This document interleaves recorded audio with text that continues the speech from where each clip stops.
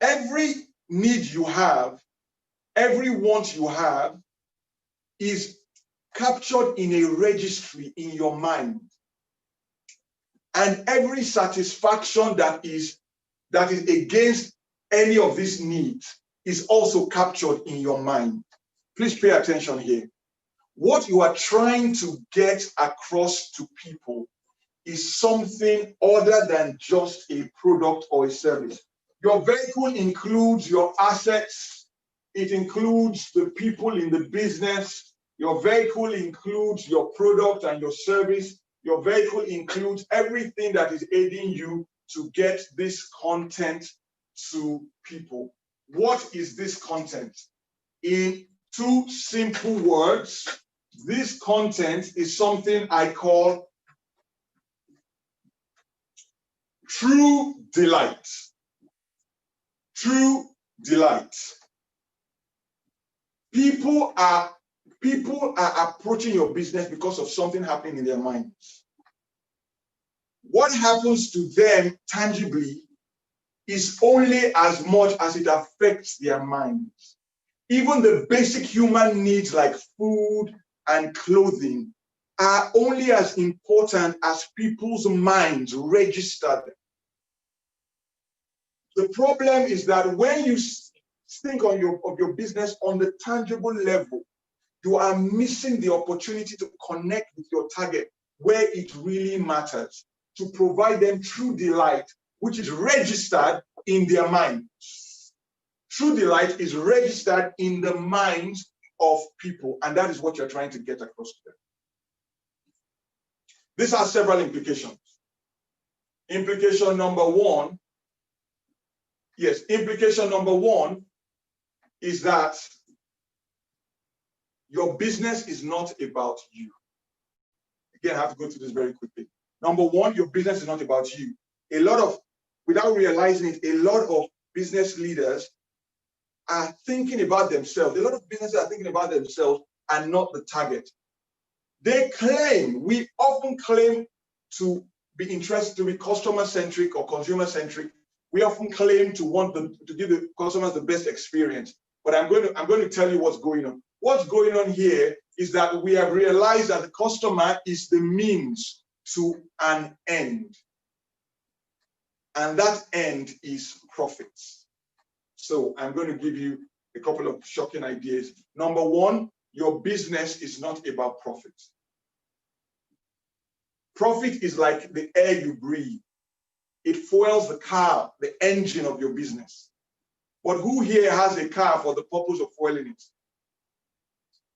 Who here buys a car? You buy an expensive car and say, listen, the reason I bought this car is I like fueling cars. I like fuel, so I want to, it has a large tank. I buy this car in order to fuel it. Or who here is alive in order to breathe? You breathe to an end. You fuel your car to an end. Oxygen, air follows exertion. The more you exert yourself in a certain direction, the system is designed to draw in the air that is required to power your exertion. If you orient your business towards true delight, there is no doubt that profit will follow. Again, because of time, I'm not able to unpack this as much as I'd like, but I'd like you to consider this for a minute. When you open your thinking beyond just a profit-centric model, and don't get me wrong, profit has its place. You need profit to fuel the vehicle, and you need profit to get it where it needs to go. But it is not the purpose of the vehicle. It is not what generates what generates the need or the purpose of having the vehicle. You need the vehicle to get to your target, but you need profit or you need fuel to get you to energize that vehicle there. When you set your sights on your target, when you get your content to your target as you should, profit is a natural consequence of that. When you open your mind beyond profit and beyond thinking about focusing on yourself or your business, what happens is that ideas begin to flow. Remember, we talked about your imagination. Your imagination, without realizing it, is capped, is caged by the parameters you give it. So have you heard the saying, if it doesn't make money, it doesn't make sense? Well, that's a really bad idea. What happens when you have profit as a parameter, without realizing it, there are gates in your mind. There are like settings in your thinking. And when you set profit as a parameter, your mind is not able to pull out the ideas that are not obviously profitable. There is a gating mechanism that gates those ideas. And do you know where your next big idea is going to come from? It is going to come from the place you think is least profitable.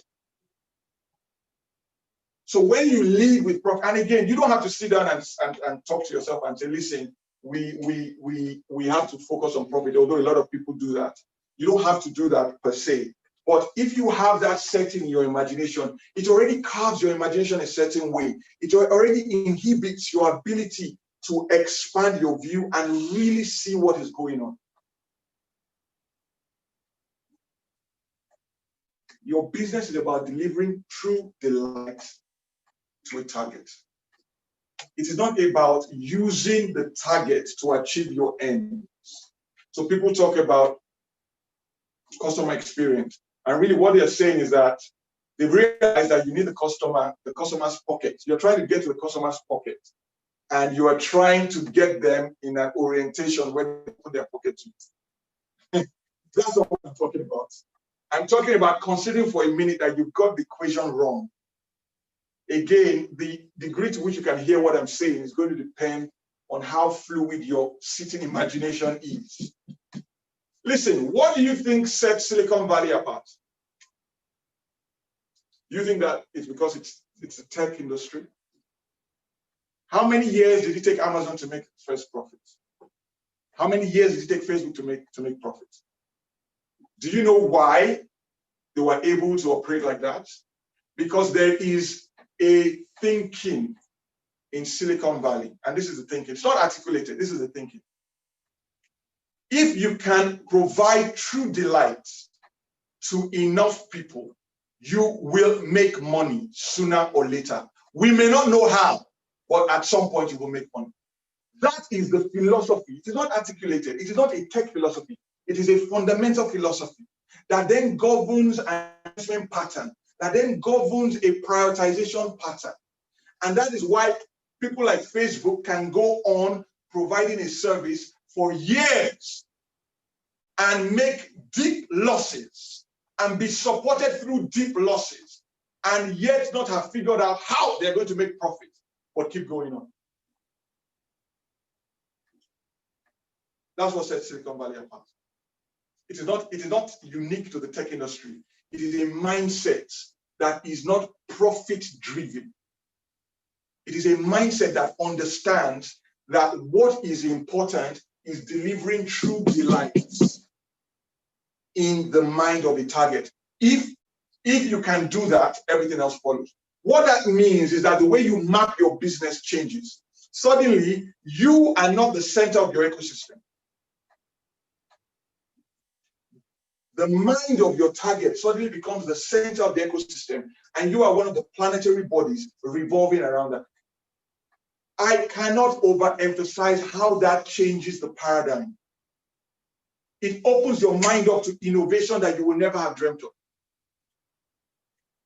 It makes you reassess and reconfigure your competition viewpoint. If you truly take this viewpoint, then who is your competitor? If another business is providing true delight to your target, better, faster, cheaper than you can, then are they your competitor in the true sense of the word? Suddenly it opens up, it makes you question who's your competitor and why. You move from tracking the hands of your target to tracking their mind. You get to know them in a way that you would never have known if your central focus was not their true delight. This is something that I really cannot overemphasize. And in terms of true delight, I want to just point out that when I say true delight, I'm talking about the coincidence of two things, the coincidence of joy and benefit, to provide maximum benefits and maximum joy. So you've got a grid on your screen, which is a high-level summary of a matrix. High benefit, high joy. The higher both of this can be, the coincidence of those is true delight. That's what I mean by true delight. It is the meaning. It is the meaning that you are communicating to your target. You are not selling chin-chin. That's not what you're selling. You are not selling real estate. That's not what you're selling. You're selling something that has meaning. And until you can determine what is the meaning that you're trying to communicate and focus on that and be true about it, then your imagination remains handicapped. So to summarize, point one, the world is changing. We're moving from laminar to turbulent flow. This is not COVID-19. This is beyond COVID-19. This is the shift in tectonic plates that is redefining the geography around you. And therefore, your map, the map you have used to navigate to date, will not serve you in the coming days. Number two, you need to be responding and not just reacting. To react is to assess only the visible stimuli. And that is what everyone else is seeing. That's what everyone else is saying. You need to go beyond that. You need to be able to look beyond what is visible to what is invisible, because the invisible governs the visible. There is an ecosystem of ideas that gives birth to the results and the ecosystem that you see. So you as a leader are a guardian of tomorrow. You are a midwife, midwifing your tomorrow. And I mentioned that ideas have lineages. They reproduce. A lot of the time, the ideas you need to unlock situations are not as far as you think they are. They are simply restricted by the internal walls that you have in your thinking. Your imagination is cooped or restricted in some way, is inflexible and unable to adapt the reproduction that those ideas need to give rise to next generation ideas. Point number three, understanding is the most important part of being able to respond. It makes you fluid. You become like the wind. You become like water. You are unstoppable because you're able to navigate any situation that comes along. So the way your understanding works is what determines whether you will come out a winner or a loser in a situation of turbulence. Your understanding is your internal model, your ability to capture what is really happening over and beyond what people are seeing. It is your ability to shift models, your ability to change your internal model to capture new ideas that open new vistas of possibilities. That is your understanding. And understanding is not binary. A lot of people are used to operating with something I call pseudo understanding, twilight, as it were. Instead of operating in the brightness of the noonday sun, they are operating at twilight, and they're so used to it, they think that's all that exists. So you need to be investing in the amount of light you have. That has so many downstream benefits if you can simply increase the amount of light you're working with. Your mind is a flame that is illuminating your environment. Leadership as an individual or as a corporation is driven by the amount of light you give your surroundings. People track to the brightest light in the environment. Finally, we took that model to look at your business, and we said, fundamentally, considering everything that has happened and things yet to happen, what you ought to be doing, where you should be deploying most of your attention, is reconfiguring your imagination as it concerns your business. Redefining it at the very root level. Because that is what opens up your imagination. The ability to see the opportunities that no one else is seeing, the ability to navigate in ways that no one else can navigate, is your ability to look at your business in a fundamentally different way. And we said that means moving from a self-centered, business, my business is about how great we are, how big we are. So when people celebrate anniversary, they go, we are now this big, we are now in this many countries, and that is all self-centered, frankly. If your business is really about providing true delight to others, that is your model. That is what you are tracking to. And that is not a change in your business, which is outside you. It's actually a change in your mind, which is inside you. That change on the inside is what plays out on the outside. We said that moves from a profit-centered model to a true delight-centered model. You are focused on true delight. How much true delight have I been able to deliver? What are the opportunities for me to deliver true delight to this group of people? It redefines competition. It redefines innovation. It redefines your whole business and opens up your imagination in ways that you cannot imagine. Thank you very much. I'm going to pause here now. I think I'm already out of time. I'm being informed, but I'm going to pause here and see if there are any questions from the audience. Okay, thank you so much for that, Dr. Toluwanimi. And thank you very much for our audience for being ever so attentive. Now you can actually connect with Dr. Toluwanimi for a one-on-one session via info@cantab-associates.com. info@cantab-associates.com. And we have a question. Okay, but before we go into the question session, I would just like to encourage our audience, please, if you still have any questions, if you have any comments, you can send them in using slido.com, and the event code is DWBA, DWDA. There's a question here for Dr. Toluwanimi. Now, it's taken from one of the last comments that you said. The person is asking, it says, you said we need to invest and increase the amount of light we have. Can you give us practical ways of doing this, practical ways of investing in the amount of light you have as a business owner? Did you get that, Doctor? I heard you. I heard you. And this is a question I often get when I do this kind of short webinars.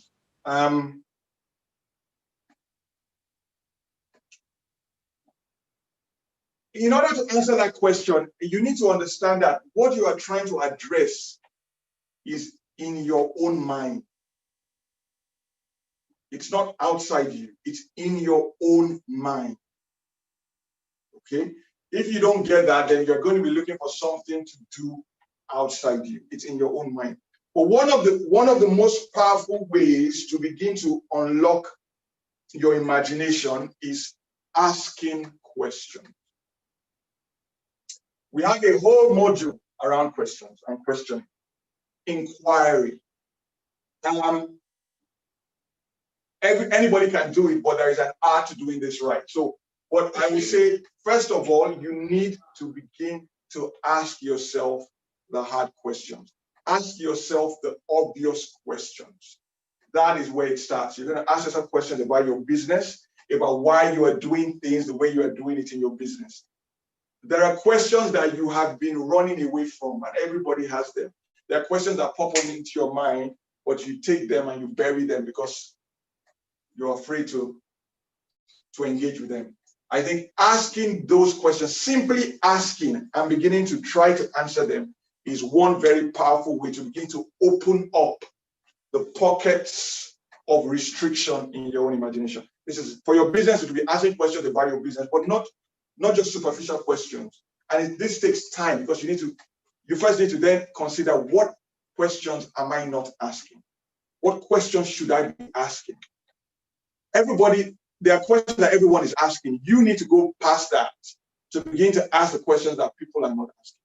The questions that seem stupid and silly, those generally are where your breakthrough, the internal breakthrough. So that's one. By the way, like you mentioned, Christabel, this is something that people struggle with. So in terms of asking questions, in terms of breaking through this paradigm that we've talked about, I'm happy to hear from you. We're happy to help you in whatever way we can. And I'm saying this from just a true delight model. This is just, we're trying to get to you as much as we can for your benefit. So please do reach out. If you're struggling with this, then we can help you in whatever way we can.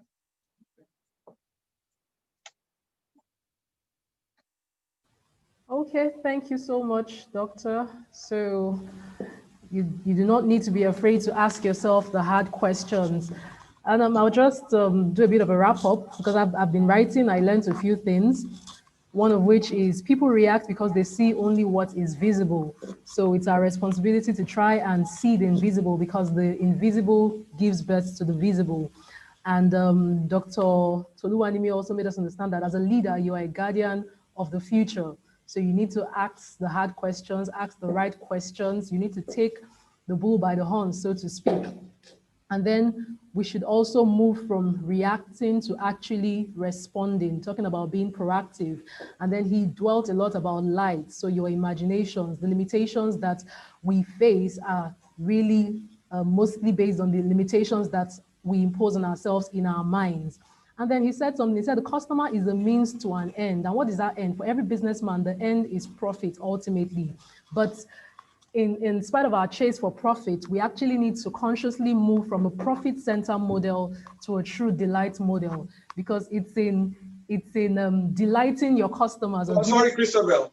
Okay. Sorry, yes. sorry to interrupt you. I just want to point something out. And what I was saying is that the customer is not a means to an end. A lot of people treat the customer as a means to an end, even though they claim to be about the customer. They are not really about the customer. And the way you will prove that is to check who you consider a competitor. A competitor is anyone who's getting more than you. So it's about you, not about, if it's really about the target, whoever treats the target best, whoever is able to deliver is in the best interest of the target. So it reorients your view of competition and opens you up to a more nuanced collaboration competition framework. Who you collaborate with suddenly becomes more open and more fluid. Okay, thank you very much for that clarification. So the customer is not a means to an end. And we need to open our minds to collaborations, opportunities, and true delight, a true delight model. I think that would stay with me for a very long time. All right, thank you very much, sir. Thank you very much to our audience. Thank you for your participation. You can actually read up on Dr. Toluwanimi's profile or more about Cantab Associates via the website cantab-associates.com, cantab-associates.com, and you can send Dr. Toluwanimi an email. You can reach out to him. Now, this is really just a sampler session, so he will be available for more detailed sessions, more detailed workshops for you, for your organization. So please feel free to reach out to him, info@cantab-associates.com. Yeah. So Christabel, I just want to throw something in there. On a first come, first served basis, I'm offering a kind of no-fee engagement with companies that are serious about considering and thinking through to mapping the future. So if you reach out to me, obviously we can only take so many. We're happy to kind of help you, and we mean that. Any way we can, we will try to help you as much as we can, pushing you into the next level. So please reach out. We're available. Thank you so much for that offer, Doc. And I would like to encourage everyone to take advantage of that opportunity on a first come, first serve basis. So please hurry up. Limited spaces available. Please take advantage of that opportunity, please. All right, we would wrap up now. It's been quite an insightful couple of hours, and I believe it's been a worthy investment of your time. Thank you so much for joining us. Would like to say thank you once again to Visa for being our sponsor for this event, for making it happen. We really appreciate you. Thank you, Dr. Toluwanimi Oshinowo and Cantab Associates for partnering with Business Day to make this event possible. We want to also thank our partners, Manufacturers Association of Nigeria and the Lagos Chambers of Commerce and Institute, as well as Work City for making their facility available, and 360-Degree Media for being the partner for this event. Thank you very much, everyone. I hope you enjoy the rest of your day. Thank you.